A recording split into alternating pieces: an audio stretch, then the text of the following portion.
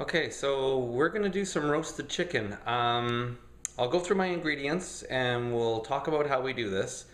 And so what I'm gonna start with here is we're gonna make some stuffing in this pan, and then we're gonna stuff the chicken with it.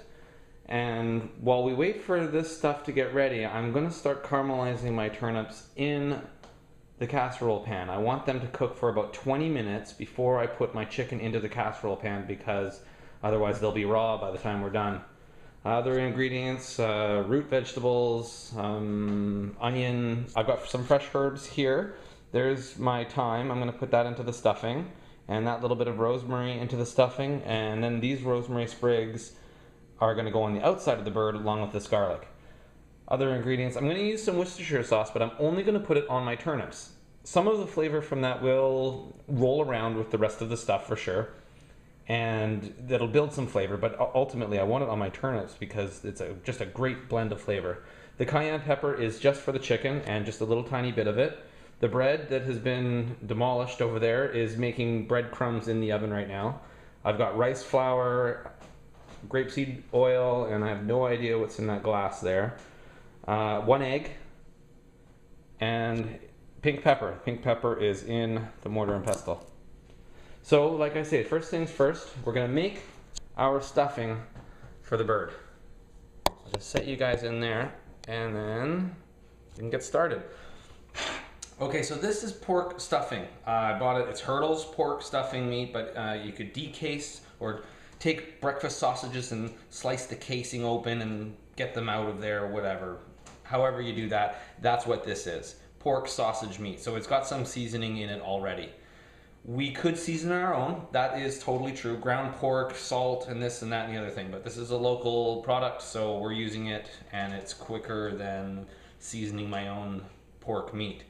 First ingredient into here, I want to put an egg in there. Now, my mother's gonna cry when she sees this because there is, the family recipe, and it does not include an egg.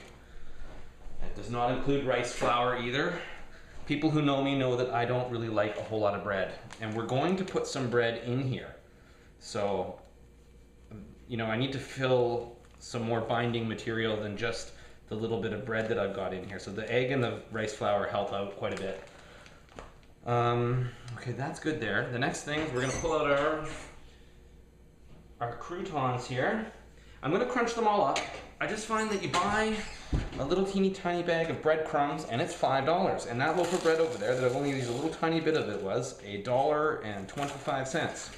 And look at this, they're fresh, which is cool. And I can only use the crusts if I want.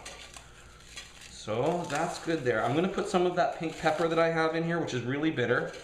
Black pepper, it works just fine. That's what I had at Christmas time. Okay, that looks pretty good to me. I mean, I've got some croutons or dried bread over there, but you can see I've got my pile of bread over here, and then my good sized pile of meat over there. I want more meat than bread. That's the way I like it, so that's what we're doing today. Okay, that's in there. I'll get my pepper from over here, give it a crush. Good enough. That is good stuff.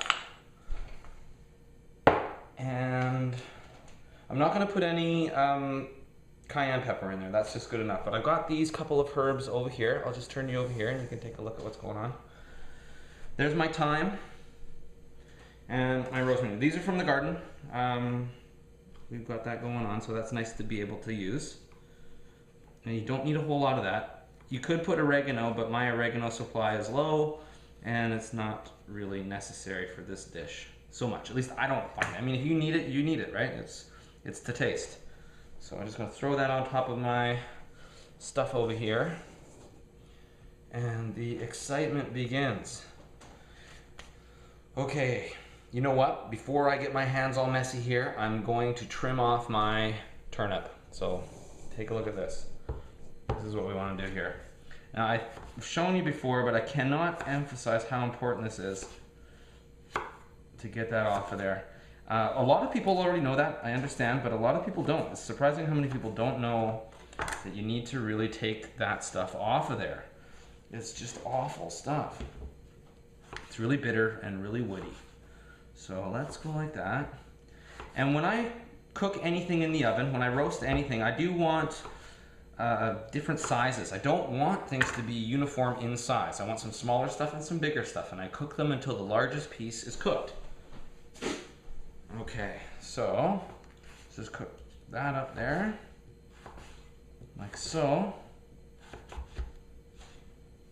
Turn them this way.